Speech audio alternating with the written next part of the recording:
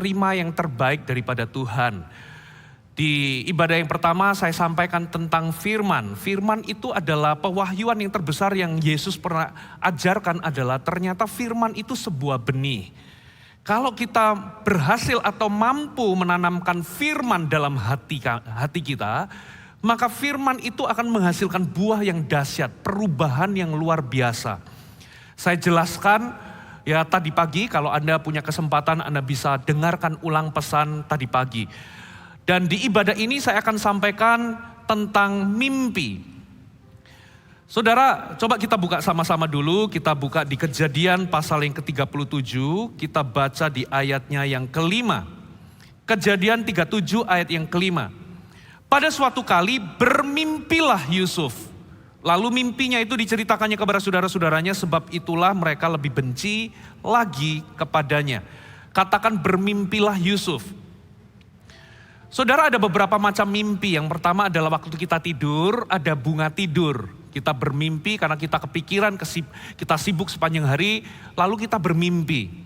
Ya, nah yang saya maksud mimpi ini bukan yang mimpi bunga tidur. Lalu ada mimpi yang namanya, saudara, mimpi bukan ketika kita waktu tidur, tapi waktu kita melek.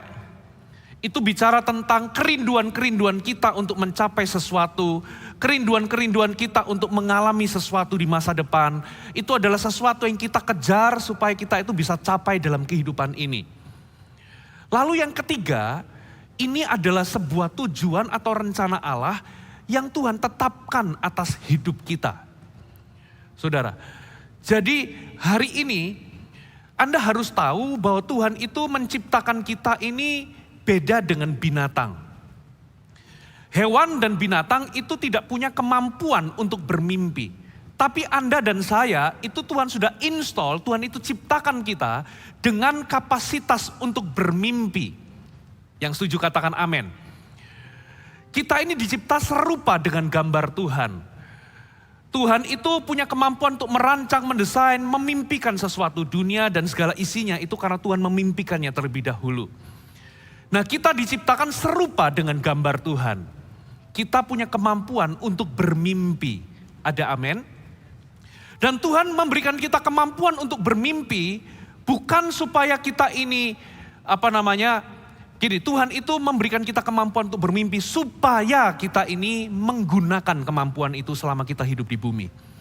Jadi tidak bermimpi itu sebetulnya Anda sedang berjalan di luar kehendak Tuhan. Adalah kehendak Tuhan untuk Anda bermimpi. Tuhan kita itu kreator, sang kreator. Itu sebabnya dia itu sifatnya kreatif. Kita diciptakan serupa dengan gambar Tuhan. Tuhan itu ingin kita ini menggunakan kemampuan kita untuk menjadi kreatif. Coba tengok kanan kiri, kamu adalah orang yang kreatif. Kenapa? Karena kita diciptakan serupa dengan gambar Tuhan. Nah, challenge-nya di sini, saudara. Challenge-nya di sini. Kalau Anda bisa menselaraskan mimpi dengan tujuan dan rencana Allah dalam kehidupan ini, maka saya percaya hidup Anda ini, walaupun kita ini kadang ketemu sama pintu-pintu yang tertutup, tapi Tuhan itu bisa setting, kita akan menemukan pintu yang tepat dan Tuhan itulah yang akan membuka pintu dalam kehidupan kita.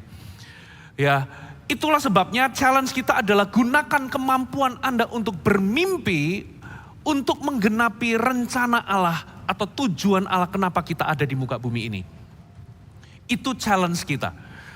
Ya, jadi kebenaran yang pertama tentang mimpi adalah Anda dan saya itu diciptakan dengan kapasitas untuk bermimpi. Dan Tuhan berharap kita menggunakan kapasitas kita untuk bermimpi. Katakan amin. Yang kedua, saudara, tanpa mimpi kita itu akan mati. Amsal 29 berkata, ya umatku binasa karena bukan umatku binasa, saudara. Dikatakan bila tidak ada wahyu menjadi liarlah rakyat. When there is no vision, the people perish. Kalau nggak ada visi, nggak ada mimpi, dikatakan hidup kita ini menjadi liar. Hidup kita ini tidak kemana-mana. Bahkan hidup kita ini bisa mengalami yang namanya kematian atau kehancuran. Jadi nggak ada pilihan. Pilihannya cuma satu. Kalau Anda nggak bermimpi, Anda akan hancur. Anda tidak akan kemana-mana. Saudara, kebenaran yang ketiga tentang mimpi adalah segala sesuatu dimulai dengan sebuah mimpi. Katakan amin.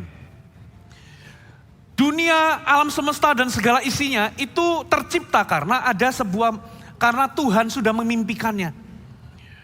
Hari ini kita bisa menikmati benda-benda di sekitar kita, itu karena ada seseorang yang memimpikannya. Contoh, kita bisa menikmati lampu, itu karena ada seorang yang bernama Thomas Alva Edison kalau nggak salah. Ya, memimpikan untuk menciptakan benda-benda penerang, supaya kita nggak hidup dalam kegelapan.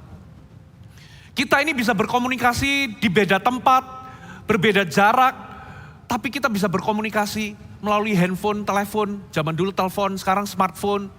Itu karena zaman dulu ada seorang yang memimpikannya. Kalau nggak salah Alexander Graham Bell. Pesawat terbang yang kita nikmati, kita bisa berpindah tempat dengan ukuran waktu yang singkat. Itu karena dulu ada dua orang bersaudara, namanya Wright bersaudara. Itu memimpikan satu kali kelak manusia bisa terbang. Jadi segala sesuatu dalam kehidupan kita dimulai dari sebuah mimpi. Ada amin. Kebenaran yang keempat tentang mimpi adalah, saudara, mimpi itu bisa menunjukkan apa yang Tuhan mau kerjakan melalui kita di masa depan. Saya bukakan ayatnya, Kejadian 41 ayat 32. Kejadian 41 ayat 32, saya bacakan ya. Sampai 2 kali mimpi itu diulangi bagi tuanku Firaun, berarti hal itu telah ditetapkan oleh Allah dan Allah akan segera melakukannya. Firaun itu mendapatkan mimpi, kejadian-kejadian yang akan terjadi di masa depan, akan apa yang Tuhan akan lakukan. Hidup kita juga sama, Tuhan itu bisa menanamkan sebuah benih, itu mungkin sebuah firman, sebuah mimpi, sebuah rencana Allah, sebuah kerinduan untuk melakukan sesuatu bagi Tuhan. Dalam pernikahan kita, pekerjaan kita, dalam kerohanian kita, termasuk dalam pelayanan kita. Dalam aspek kehidupan kita, Tuhan itu bisa menanamkan rencananya, tujuannya dalam hati kita untuk apa yang Tuhan mau kerjakan dalam hidup kita di masa mendatang. Ada amin. Jadi sebuah mimpi itu menunjukkan apa yang Tuhan akan kerjakan melalui kita di masa depan. Nah, itulah sebabnya salah satu buah Roh Kudus, pencurahan Roh Kudus adalah anak-anakmu akan bernubuat. Apa sih bernubuat itu? Kita mulai memperkatakan pekerjaan atau perbuatan Tuhan di masa depan. Lalu teruna-terunamu akan mendapatkan apa, saudara? Visi atau penglihatan. Apa itu penglihatan? Sesuatu yang Tuhan mau kerjakan di masa depan. Gambaran apa yang Tuhan mau kerjakan melalui mereka di masa depan. Orang-orang tuamu akan mendapat mimpi. Apa itu mimpi? Sebuah bayangan, sebuah gambaran apa yang Tuhan mau lakukan dalam hidup kita, melalui kita di masa depan. Ada amin. Tuhan bisa loh di awal tahun ini menanamkan sebuah kerinduan, sebuah rencana untuk Anda bisa mencapai sesuatu bagi Tuhan. Tuhan bisa menanamkan rencananya dalam kehidupan kita bahwa Tuhan itu akan memakai kita di masa mendatang, di hari-hari ke depan kita. Ya, lalu sebuah mimpi, kebenaran yang kelima adalah mimpi itu bisa membentuk diri kita. Katakan mimpi membentuk diri kita. Itu sebabnya di awal tahun jangan salah bermimpi. Selaraskan mimpi Anda dengan tujuan dan rencana Allah dalam kehidupan Anda, dalam semua aspek kehidupan Anda. Saudara, kenapa? Karena mimpi itu akan apa? Membentuk diri kita. Makanya Yesus itu pernah ngomong begini, kalau matamu itu jahat, gelaplah seluruh tubuhmu. Kalau matamu baik, teranglah seluruh tubuhmu. Mata itu apa sih? Mata itu adalah alat untuk melihat. Jadi kalau Anda itu memvisikan sesuatu yang baik, baiklah hidup Anda. Kalau Anda memvisikan sesuatu yang kecil, kecillah hidup Anda. Kalau Anda memvisikan sesuatu yang besar, Anda akan menjadi besar. Sebaliknya juga sama, kalau Anda memvisikan sesuatu yang jahat, sesuatu yang salah dalam hidup ini, maka hidupmu akan menjadi gelap. Itu akan membentukmu, Anda akan menjadi orang yang jahat. Saudara, nah itulah sebabnya mimpi itu membentuk diri kita. Kebenaran selanjutnya adalah ternyata sebuah mimpi itu membuat kita bertumbuh. Saudara, ketika Anda memiliki sebuah mimpi, ya, mimpi itu akan memaksa Anda keluar dari apa yang ada dalam diri Anda sekarang. Satu kali kelak, ketika Anda menoleh ke belakang, loh kok aku bisa punya bakat ini ya, kok aku bisa punya keterampilan ini ya, kok aku ini bisa punya kemampuan ini ya. Itu karena Anda memimpikan sesuatu. Ada amin. Hari ini, dulu tahun 2012 saya itu memimpikan saya mengembalakan 1000 kelompok sel tahun 2012. Perjalanannya itu nggak mudah. Ya, bagi Anda yang terjun dalam dunia pemuridan, Anda tahu discipleship is messy. Ya, benar-benar kacau. Gitu ya. Nggak mudah, banyak gesekan. Ya, nggak mudah untuk memuridkan orang, mengembalakan orang. Gitu ya. 1000 kelompok sel, itu berarti 1000 pemimpin, 1000 kepala. Anda bisa bayangkan. Gitu ya. Tapi hari ini, kalau saya noleh ke belakang, loh kok saya ini jadi berkembang ya. Gara-gara saya punya mimpi 1000 kelompok sel. Kok saya bisa punya kemampuan ini ya. Saya ini menyadari loh. Saya sebelumnya dulu itu gak punya kemampuan untuk kepemimpinan di titik ini. Kok sekarang saya bisa jadi di titik ini ya? Simple, karena sebuah mimpi membuat Anda bertumbuh. Hari ini saya punya mimpi tahun 2030, cukup mustahil sih. Mimpi saya 10.000 kelompok sel. Nah, lebih pusing lagi nih. Tepuk tangan bagi Tuhan. Tapi saya percaya, kalau Anda bermimpi sesuatu yang cukup memaksa Anda untuk bertumbuh, Anda ada dalam jalur yang tepat. Itu akan mengembangkan diri Anda. Ya, sebetulnya ya, nggak ada yang namanya orang, nggak ada yang namanya orang besar itu nggak ada. Yang ada dalam mimpi yang besar. Kenapa? Karena ketika ada orang-orang biasa, tapi dia punya mimpi yang besar, di dalam apa ya, pengejarannya orang-orang biasa yang mengejar mimpi yang besar itu, dia menjadi orang besar. Katakan amin. Makanya hari ini, saya rindu jemaat Gereja Mawar Sharon Surabaya Barat. Anda hari ini gunakan kapasitas Anda untuk bermimpi dan bermimpilah besar. Berdirilah dengan iman, percayailah perkara-perkara besar bisa terjadi lewat hidup Anda. Percayai sesuatu yang besar, bermimpilah besar, katakan amin. Harapkan hal-hal yang besar. Bermimpi besar itu pilihan. Anda nggak harus kok bermimpi besar. Itu pilihan. Tapi hari ini saya mau memberikan saran, bermimpilah besar. Dalam area-area kehidupan Anda. Katakan amin. Jadi kalau Anda percaya Tuhan untuk yang kecil, Anda akan mendapatkan yang kecil dalam hidup. Kalau Anda mempercayai Tuhan untuk sesuatu yang besar, Anda akan melihat perkara besar dalam hidup ini. Ya, jika Anda percaya mimpi yang besar, Tuhan akan memberikan mimpi yang besar dalam kehidupan Anda. Jadi, bermimpilah dengan bijak. Katakan amin. Karena apa? Tuhan itu ngomong terjadilah sesuai dengan imanmu. Nah, kebenaran yang ketujuh, mimpi membuat kita bisa fokus. Saudara, kebenarannya adalah kita ini gak bisa melakukan segala hal dalam hidup ini. Ada sesuatu yang lebih penting daripada sesuatu yang lain. Anda kalau nggak punya mimpi, hidup Anda nggak tahu kemana. Segala hal Anda kerjakan, saudara. Tapi kalau Anda punya satu mimpi yang spesifik, itu membuat Anda fokus Anda, energi Anda, kekuatan Anda ditujukan ke satu titik itu. Membuat Anda itu bisa menseleksi hal-hal yang nggak penting dari hal-hal yang penting. Makanya orang kalau nggak punya visi, nggak punya mimpi, liar, hidupnya nggak kemana-mana, saudara. Dan itu sebabnya kalau hari ini saya mau katakan kepada Anda, bermimpilah sesuatu yang selaras dengan mimpi dan tujuannya Tuhan. Bermimpilah sesuatu yang ada nilai kekalnya. Jangan cuma mimpi begini loh, saya gak akan pernah memimpikan ini. Aku kepengen jadi orang terkenal. Buat apa?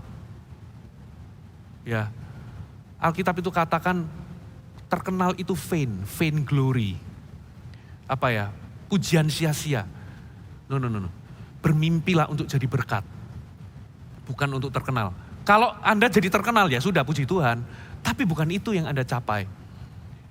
Ya, jadi bermimpilah untuk sesuatu yang bernilai kekal. Itu akan membuat Anda mengeliminasi hal-hal yang tidak penting dari hal-hal yang penting.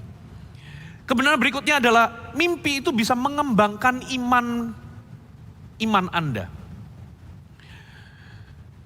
Makanya Yesus ngomong, jadilah sesuai dengan imanmu, bermimpilah besar. Yang ke-9, sebuah mimpi itu membuat Anda mampu untuk melewati masa-masa sulit dalam hidup Anda. Karena Anda masih percaya bahwa ada sesuatu yang besar terjadi di depan Anda. Katakan amin. Orang yang punya mimpi itu punya daya tahan yang lebih daripada orang yang gak tahu mau kemana. Yang terakhir, seorang pemimpi itu akan menginspirasi orang lain. Ya, coba lihat orang-orang yang inspiratif, orang-orang yang menginspirasi, itu selalu orang-orang yang punya goal, punya tujuan dan punya mimpi.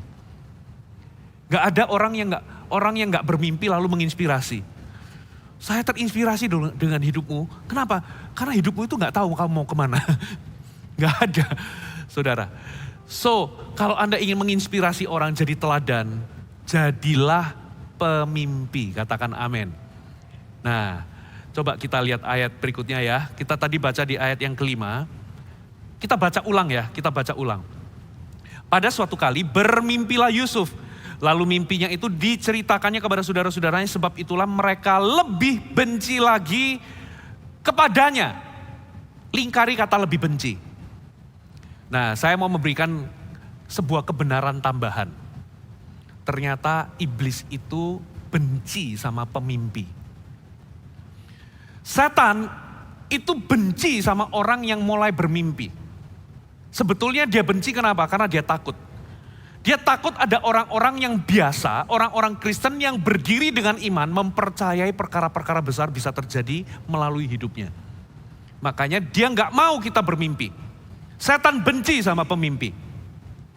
Itulah sebabnya setan ingin menggunakan segala cara untuk menghentikan Anda bermimpi. Ataupun kalau Anda sudah bermimpi, setan akan menggunakan segala cara untuk membuat Anda berhenti bermimpi. Saudara, makanya dikatakan lebih benci lagi kepadanya. Coba kita lompat di ayatnya yang ke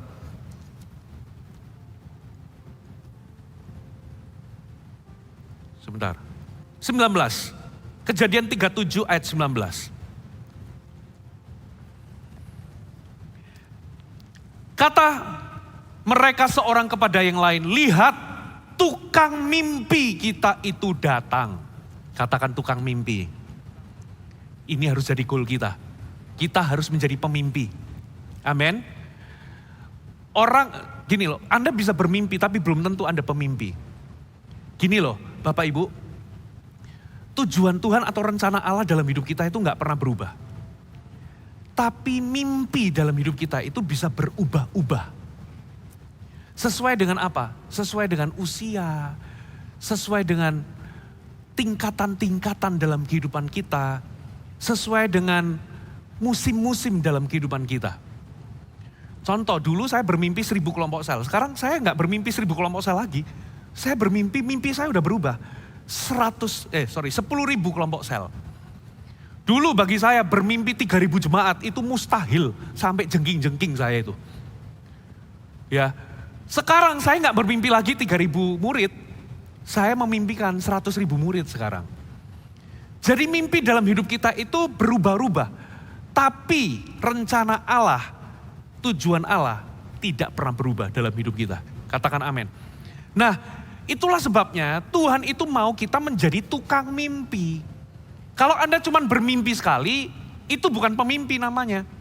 Oh ya Pastor Fuji, saya pernah dulu bermimpi.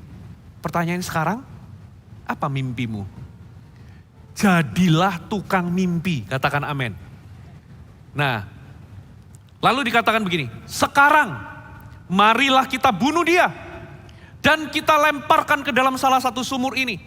Lalu kita katakan seekor binatang buas telah menerkamnya dan kita akan lihat nanti bagaimana jadinya mimpinya itu. Lihat, kakak-kakak Yusuf ingin membunuh Yusuf. Sebetulnya yang dituju itu adalah mereka mau lihat apa jadinya mimpinya. Dengan kata lain, setan juga sama. Tujuan setan, target setan adalah ingin membunuh mimpi Anda. Dia nggak mau bermimpi. Dia nggak mau Anda bermimpi. Katakan amin. Lebih baik Anda nggak apa-apa rajin ke gereja tiap minggu, tapi Anda yang penting Anda nggak usah bermimpi. Ya, kalaupun Anda bermimpi, setan akan menggunakan segala cara untuk membuat Anda berhenti bermimpi. Nah, saya akan bagikan 3 hal yang iblis lakukan untuk membunuh mimpi kita. Coba kita lihat ayat 22, ayat selanjutnya. Ayat 21 ya. Ketika Ruben mendengar hal ini, ia ingin melepaskan Yusuf dari tangan mereka, sebab itu katanya janganlah kita bunuh dia. Lagi kata Ruben kepada mereka, janganlah tumpahkan darah, lemparkan dia ke dalam sumur yang ada di mana saudara? Di padang gurun ini. Tapi jangan apa-apakan dia, maksudnya hendak melepaskan Yusuf dari tangan mereka dan membawanya kembali kepada ayahnya. Perhatikan sumur tadi di mana? Padang gurun ya. Nah ayat 23 perhatikan, this is my point. Baru saja Yusuf sampai kepada saudara-saudaranya, mereka pun menanggalkan jubah Yusuf, jubah maha indah yang dipakainya itu. Sampai sini. Apa yang dilakukan kakak-kakaknya Yusuf kepada Yusuf pertama-tama? Ternyata ini, ya kakak-kakaknya Yusuf itu menanggalkan jubah maha indah. Apa maksudnya? Jadi jubah maha indah itu sebetulnya merupakan sebuah simbol dari perkenanan atau cintanya Yakub atau ayahnya kepada Yusuf. Rupa-rupanya papanya ini memang menunjukkan favoritism atau menganak emaskan si Yusuf ini. Yusuf ini dicintai lebih daripada kakak-kakaknya. Yusuf dikasih jubah maha indah, kakak-kakaknya enggak. Menunjukkan bahwa memang ini adalah anak yang paling dicintai dari semua anak-anaknya. Ya, itulah sebabnya saya pernah katakan, kalau Anda jadi orang tua, limpahi anak-anak Anda dengan cinta kasih. Karena apa? Itu akan membuat mereka bermimpi besar. Ada amin? Tapi kalau tiap hari Anda kritik terus, Anda ngomong anak gak guna kamu, ya kamu ini gak bisa apa-apa, itu akan merampok kemampuan mereka bermimpi. Sebaliknya kita juga sama. Kalau kita sadar bahwa kita ini dicintai Tuhan, Tuhan itu gak membenci kita. Tuhan itu ingin kita mencapai sesuatu bagi kerajaannya, maka itu akan mendorong kita untuk bermimpi besar. Sebaliknya, kalau Anda percaya Tuhan benci hidupmu, kalau Anda percaya bahwa Tuhan gak mau Anda melakukan sesuatu, mencapai sesuatu dalam hidup ini, jadi kerdil Anda. Buat apa bermimpi besar kalau Tuhan benci hidupku? Gitu ya. Nah, jadi yang pertama-tama dilakukan kakaknya adalah menanggalkan jubahnya. Jubah maha indah. Jadi sebetulnya apa yang kakak-kakaknya itu lakukan kepada Yusuf? Dengan menanggalkan jubah maha indah itu, kakak-kakaknya itu sebetulnya mau ngomong gini sama Yusuf. Kamu itu gak seperti yang kamu kira. Kamu itu gak dicintai oleh papa. Kamu itu bukan siapa-siapa. Lihat, gak ada kan jubah itu sudah gak ada di tubuhmu. Kamu gak bisa mencapai apapun, kamu gak mungkin berhasil. Begitu pula dengan setan juga sama. Setan akan memberikan Anda sebuah false evidence atau bukti palsu. Ya, dengan apa? Dengan mengatakan bahwa kamu gak dicintai Tuhan. Kamu gak mungkin berhasil. Kamu gak mungkin sukses. Kamu itu punya banyak kelemahan. Kamu punya banyak kekurangan. Kamu gak mungkin jadi pemimpin. Kamu gak mungkin bisa prosper hidupmu. Kamu punya banyak kekurangan. Kamu gak ada dana. Kamu gak mungkin bisa naik. Sudah terlambat, kamu sudah tua. Lihat, itu iblis itu bisa gunakan orang-orang di sekitar kita untuk apa? Mengatakan itu. Saya pernah ada sosok seseorang yang berotoritas, itu ngomong gini sama saya. Di mata saya, kamu itu gak layak jadi gembala. Gak bisa lebih tepatnya. Kamu gak mampu di mata saya. Saudara, hari itu saya itu terus terang down. Ya, hari demi hari saya cuma dicacati isinya. Ya, Saya selalu, yang dibesar-besarkan adalah kelemahan saya. Bukan kelebihan saya, bukan kekuatan saya. Itu membuat saya down. Tapi saya menolak untuk mempercayai kata-kata itu. Saudara, hari ini, puji Tuhan saya nggak mempercayai kata-kata itu. Kalau enggak, hari ini saya nggak bisa melihat diri saya mengembalakan ribuan orang. Ada amin? Siapa yang suka merendahkanmu? Siapa yang suka mentertawakan mimpimu? Siapa orang yang selalu meragukanmu? Lihat, ada orang-orang, mana mungkin kamu sukses? Mana mungkin kamu bisa lakukan itu? Kamu punya banyak kekurangan, kelemahan. Kamu siapa kamu? Kamu itu dulunya kan begini, begitu. Iblis akan mencoba untuk memanipulasi Anda, memberikan Anda banyak bukti palsu untuk meyakinkan bahwa Anda nggak bisa mencapai apapun. Iblis akan berikan, ini loh saudara, berikan alasan-alasan yang masuk akal untuk memberikan Anda alasan mengapa seharusnya Anda tidak bermimpi. Dia bahkan memberikan alasan yang tepat kepada Anda untuk menghentikan Anda bermimpi. Supaya apa? Anda percaya kebohongannya bahwa Anda nggak bisa mencapai apapun di hidup ini. Saudara, itu yang dilakukan oleh kakak Yusuf. Lihat, kamu sudah gak punya jubah itu. Kamu bukan lagi anak yang dicintai. Kamu bukan siapa-siapa.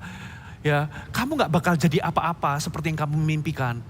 Lihat keadaanmu sekarang, gak ada tanda-tanda lahiriah bahwa kamu punya sesuatu. Kamu gak diurapi. Coba, setan itu akan terus membombardir pikiran kita. Kamu gak diurapi, kamu gak disertai Tuhan. Mana bisa kamu sukses, kamu gak punya sumber daya.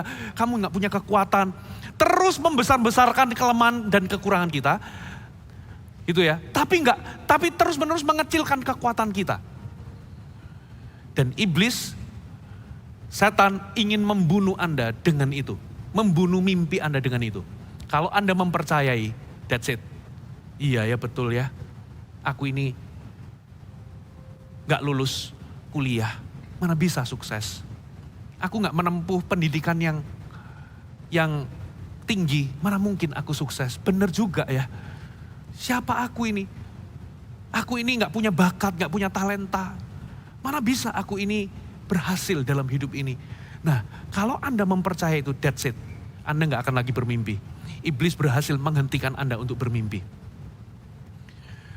So hari ini izinkan mulut saya, melalui mulut saya, Roh Kudus kasih tahu. Saudara, bermimpi itu adalah pilihan. Tuhan sudah meletakkan sebuah kapasitas untuk bermimpi. Sekalipun hari ini Anda nggak punya banyak kelebihan, pendidikanmu nggak tinggi. Sekalipun hari ini memang benar kamu punya kelemahan dan kekurangan. Dengar baik-baik, sekalipun Anda punya keterbatasan. Kalau Anda masih bisa berdiri dengan iman dan bermimpi, dengar baik-baik, Tuhan akan buka pintu dalam hidup Anda. Ada amin?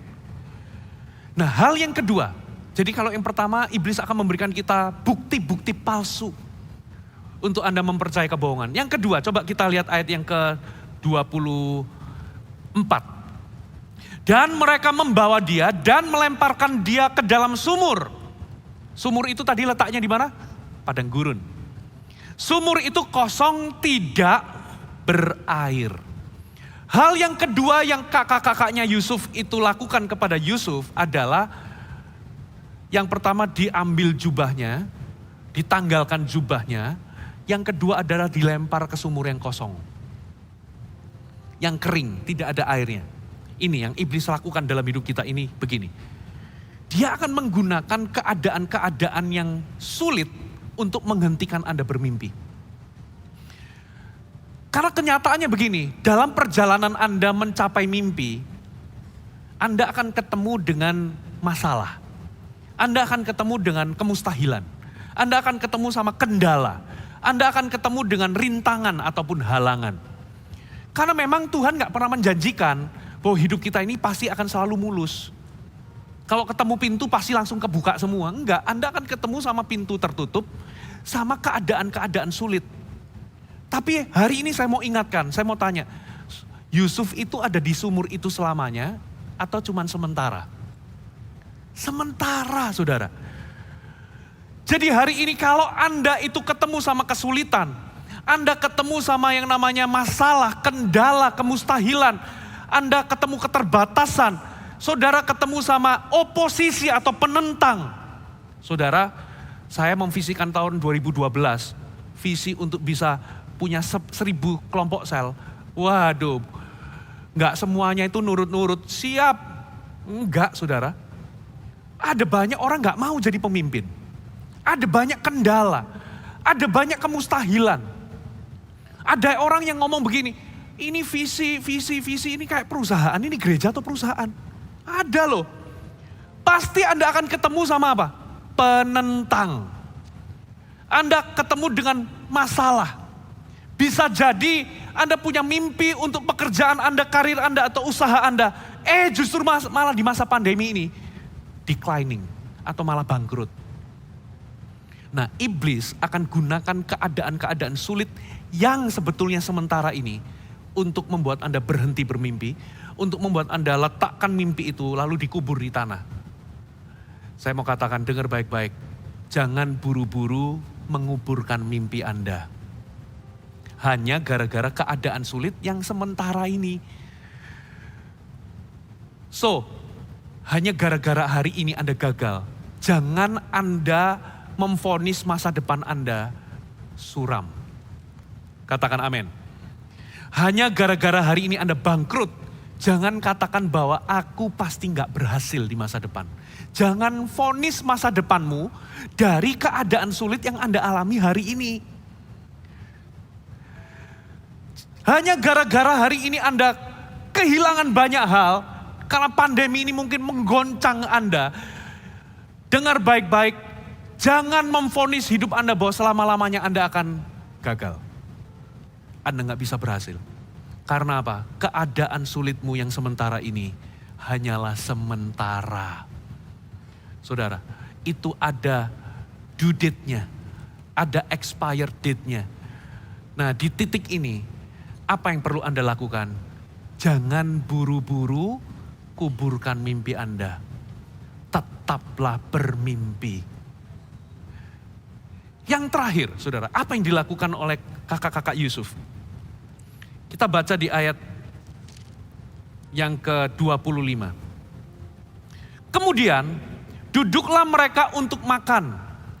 Ketika mereka mengangkat muka, kelihatanlah kepada mereka suatu kafilah orang Ismail datang dari Gilead dengan untanya, yang membawa damar balsam dan damar ladan. Dalam perjalanannya mengangkut barang-barang itu ke Mesir. Jadi hal ketiga yang dilakukan oleh kakak-kakaknya adalah menjual Yusuf kepada orang Ismail. Katakan menjual Yusuf kepada orang Ismail. Nah, ini yang saya namakan sebagai, saudara, penundaan. Jadi iblis itu ingin membunuh mimpi kita dengan apa? Yang pertama adalah dengan bukti-bukti palsu. Kamu gak disertai, kamu gak dicintai Tuhan, kamu gak punya kemampuan, mana bisa kamu sukses, kamu punya banyak kelemahan, kekurangan.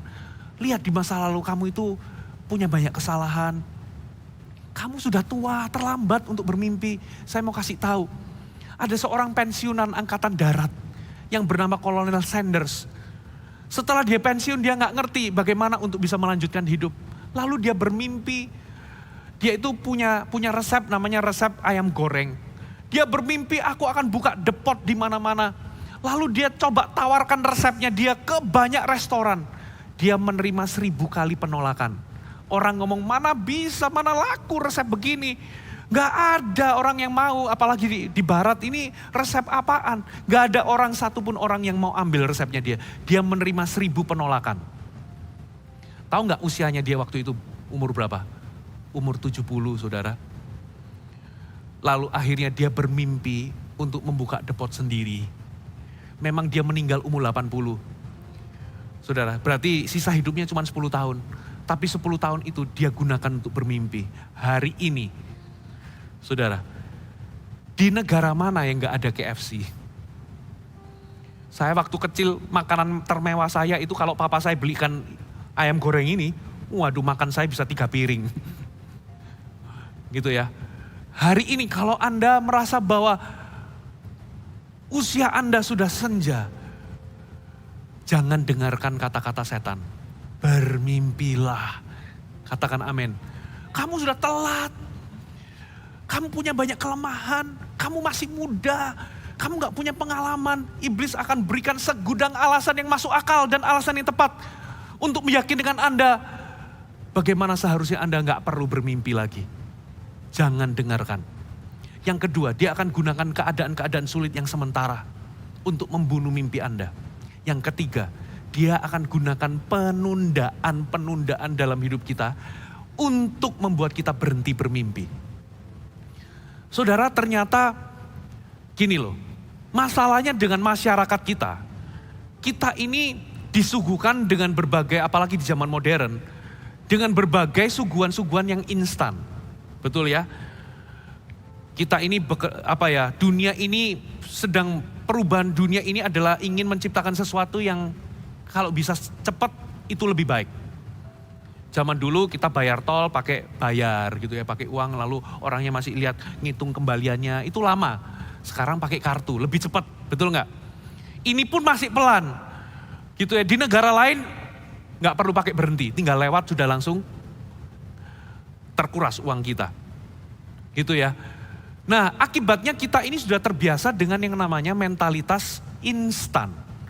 Makanya orang itu jadi kepengen begini, aku kepengen bisa kaya cepat, aku kepengen bisa cepat berhasil, aku kepengen bisa cepat sukses.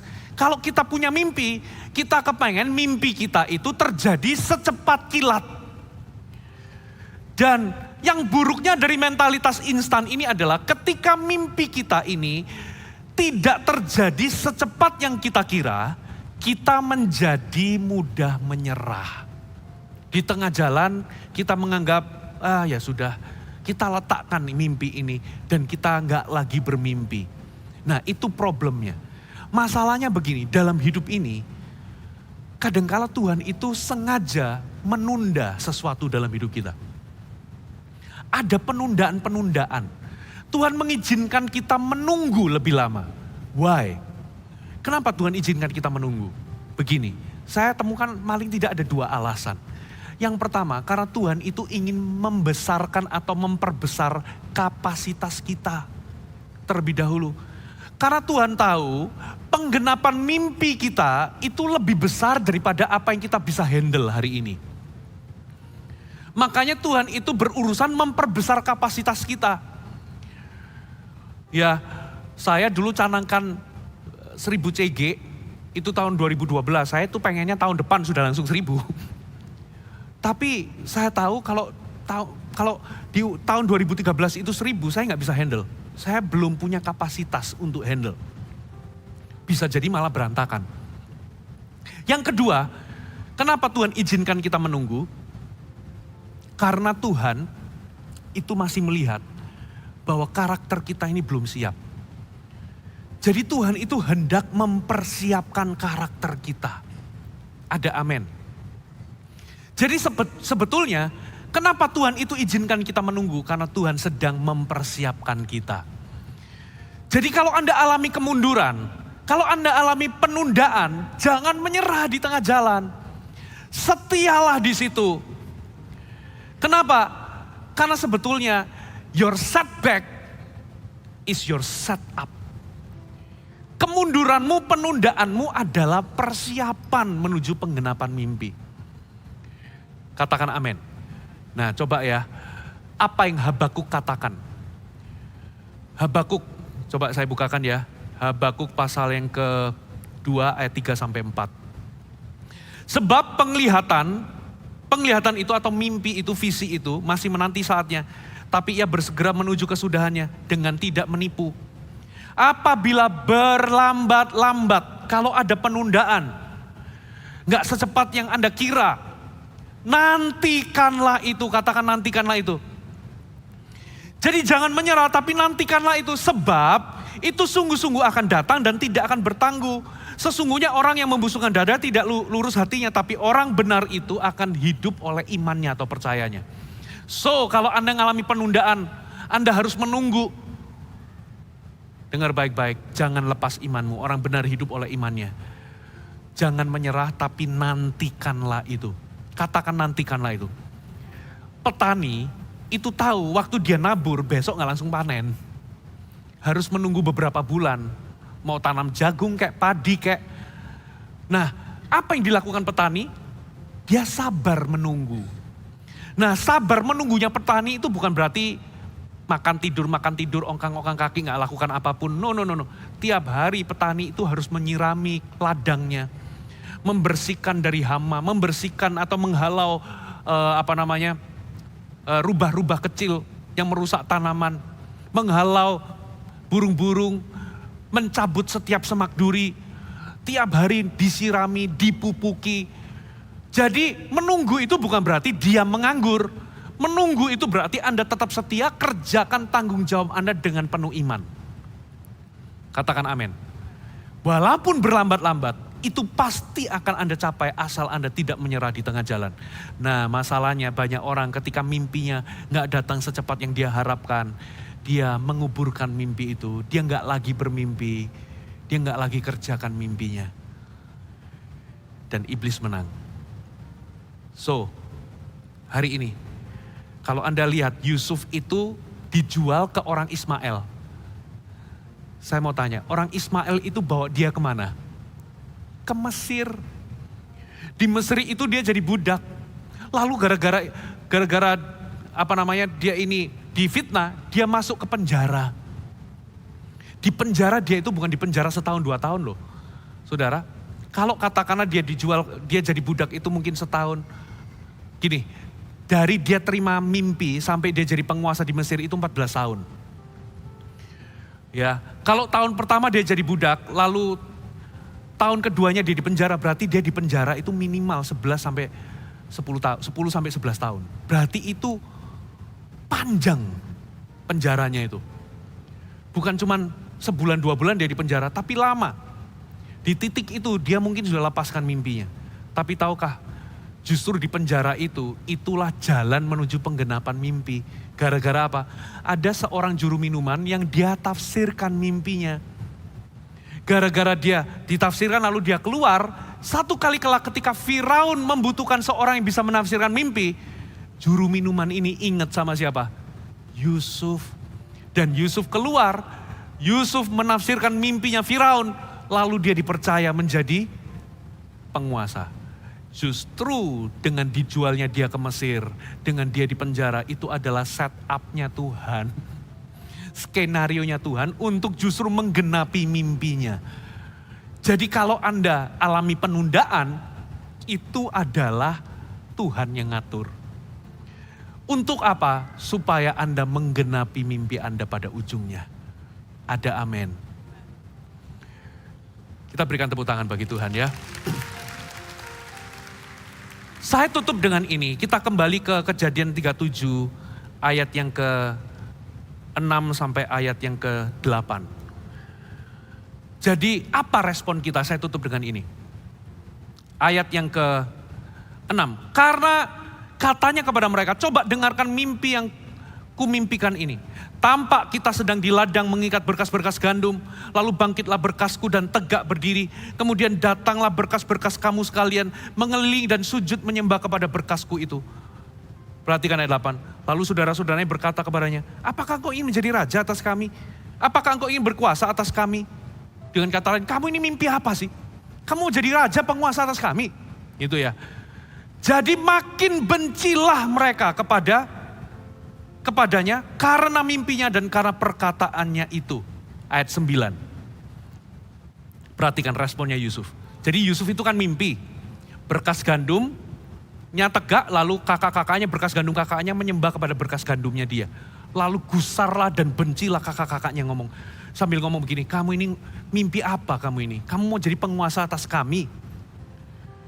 Ketika Anda punya mimpi, pasti ada orang-orang yang mentertawakan, yang merendahkan, meremehkan. Gitu ya. Lalu coba lihat respon Yusuf ketika dia terima perlakuan kakak-kakaknya itu. Lihat ayat yang 9. Lalu ia memimpikan pula mimpi yang lain. Yang diceritakannya kepada saudara-saudaranya katanya, aku bermimpi pula tampak matahari, bulan, 11 bintang sujud menyembah kepadaku. Maksudnya gimana? Jadi Yusuf ketika dia bermimpi lalu ada penentang, lalu ada orang yang mentertawakan. Dia bermimpi lagi sesuatu yang lebih besar. Awalnya dia bermimpi berkas gandum. Sekarang dia bermimpi matahari, bulan, dan 11 bintang sujud kepadanya. Iblis itu akan gunakan bukti-bukti palsu untuk membunuh mimpi Anda. Menekankan kelemahan Anda, mengabaikan kelebihan Anda. Iblis akan menggunakan hal-hal sulit atau keadaan sulit yang sementara untuk membuat Anda berhenti bermimpi. Dan yang ketiga, Iblis akan menggunakan penundaan-penundaan yang Anda alami untuk membuat Anda menyerah dan berhenti bermimpi. Kalau Anda bermimpi dan iblis menggunakan 3 hal ini untuk menghentikan Anda, ini yang Anda lakukan. Dream again. Dream bigger. Dream another dream. Yusuf bermimpi berkas, diserang kakaknya. Dia kembali dengan mimpi yang jauh lebih besar.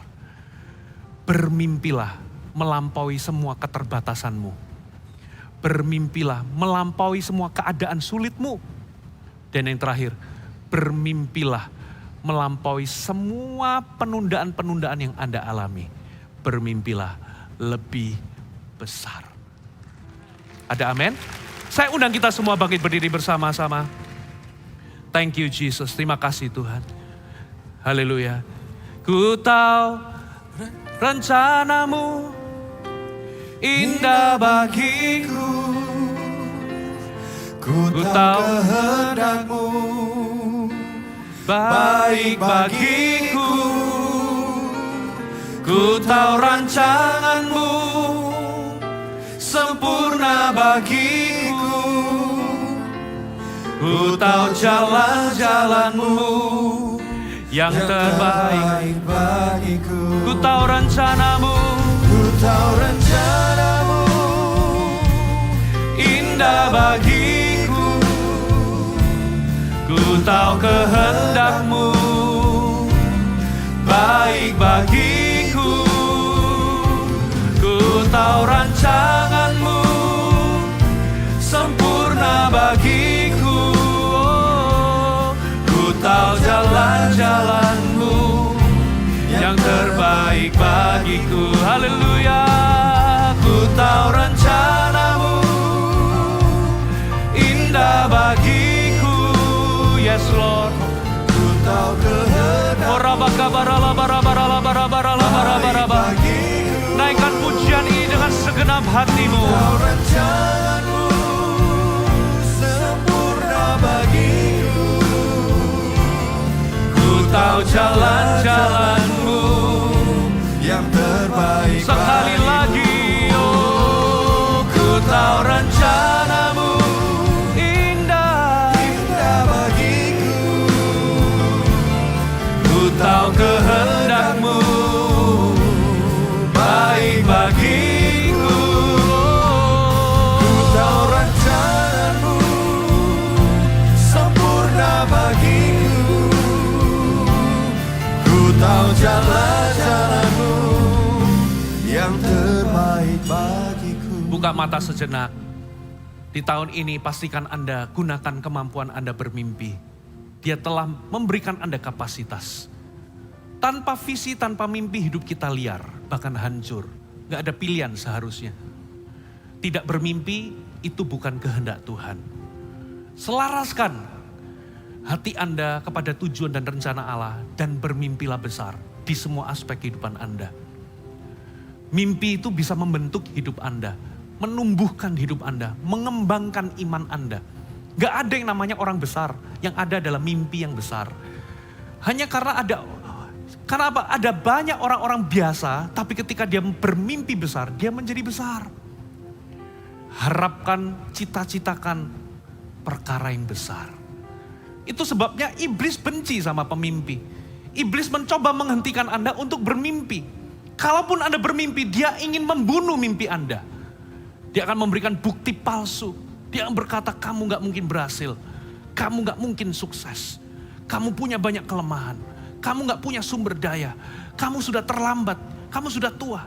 Sebaliknya ada yang kamu masih muda. Kamu gak punya pengalaman. Kamu gak mungkin bisa dipakai Tuhan besar. Kamu gak diurapi, kamu gak dicintai oleh Tuhan. Tuhan gak menyertaimu.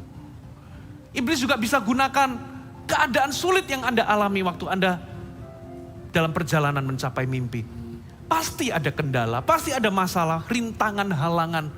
Tapi itu cuma sementara. Jangan vonis Anda gagal total hanya gara-gara hari ini Anda gagal. Jangan vonis masa depanmu suram gara-gara hari ini Anda bangkrut. Karena itu cuma temporary. Dan yang terakhir, iblis mencoba membunuh Anda dengan apa? Melalui penundaan yang Anda alami. Kemunduran yang Anda alami. Mungkin di masa pandemi ini Anda justru malah merosot bisnis Anda. Di masa pandemi ini mungkin Anda justru kehilangan banyak hal. Dengar baik-baik, kemunduranmu adalah persiapan sebetulnya. Your setback is your setup. Yang Tuhan mau adalah tetaplah percaya. Dream another dream. Dream bigger. Bermimpilah lebih besar daripada keterbatasanmu. Bermimpilah lebih besar daripada kesulitan dan rintanganmu. Bermimpilah lebih besar daripada penundaan-penundaanmu. Dan itu yang Tuhan mau. Letakkan tangan di dada. Ku tahu rencanamu indah bagiku. Ku tahu kehendakku baik bagiku. Ku tahu rancanganmu sempurna bagiku. Ku tahu jalan-jalanmu yang terbaik bagiku. Ku tahu rencanamu indah bagiku. Ku tahu kehendakmu baik bagiku. Ku tahu rancanganmu sempurna bagiku. Ku tahu jalan-jalanmu yang terbaik bagiku. Ku tahu jalan-jalanmu yang terbaik bagiku. Ku tahu jalan-jalanmu